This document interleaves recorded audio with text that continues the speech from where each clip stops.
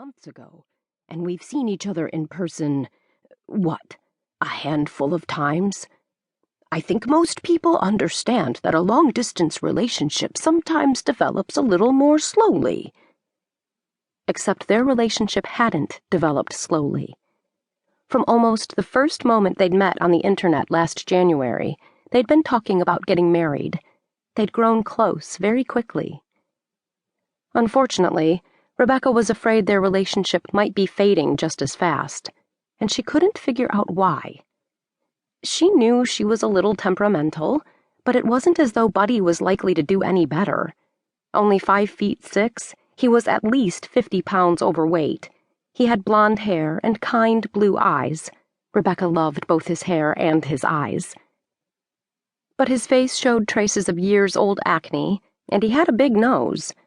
He certainly wasn't someone who would normally have turned her head, especially because she was 5'10", 130 pounds, and nearly 5 years older. It was the differences in their basic natures that she thought of as the truly positive factor in their relationship. Nothing riled Buddy.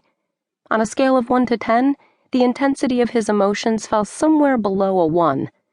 He immediately and completely withdrew from any and all confrontation. Rebecca, on the other hand, had never backed away from a fight in her life. Until today. Stay calm was quickly becoming her silent mantra.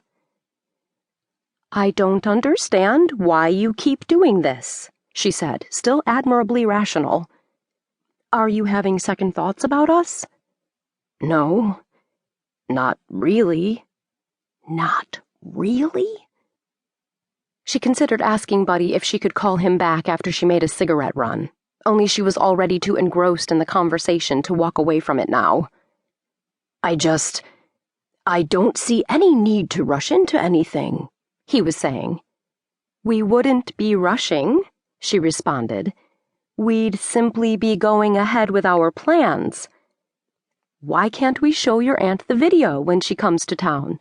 I mean, weddings aren't all they're cracked up to be. It'll be more fun to get to know her in a relaxed atmosphere. It's not just my aunt. You said you weren't having second thoughts about us. At least, I think that's what you said. You said not really. I don't know what I'm supposed to make of that. I guess it means you could be having second thoughts, or you could be having some second thoughts, or... You're putting words in my mouth, he said. I'm thinking about the advantages, that's all. We'd have more money if we waited, and I'll have saved up a few more days' vacation time. What about me? Rebecca slapped a nicotine patch on her other arm. I've already given my notice at Here and Now, and Irma has a new girl I'm supposed to train starting in a few weeks. There won't be enough business for her if I keep my current clients. Besides, the lease is up on my house, and... Has anyone else come forward to rent it? Maybe you could talk your landlord into letting you stay another few months. Wasn't he listening? She didn't want to stay any longer. She didn't want to see the doubt in her father's eyes when she told him the wedding had been postponed a third time, and she sure as heck didn't want to share such news with her 3 perfect sisters, all of whom had husbands and families of their own. They'd paved the road before her with such high expectations she'd never measure up. And everyone down at the honky-tonk, the redneck bar that served as the center of Dundee's weekend entertainment, was already placing bets on whether there'd really be a wedding. She couldn't have the whole town laughing at her. Not again. The invitations are at the printer's, she said.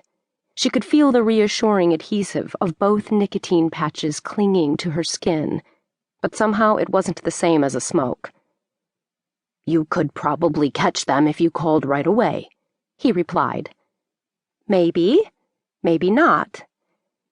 Maybe we should just forget about the wedding and elope. Elope? His voice had definitely gone a bit high, but Rebecca barreled on. Yeah, let's fly to Vegas and do it. Forget the cake and the flowers and the food. Forget the guests.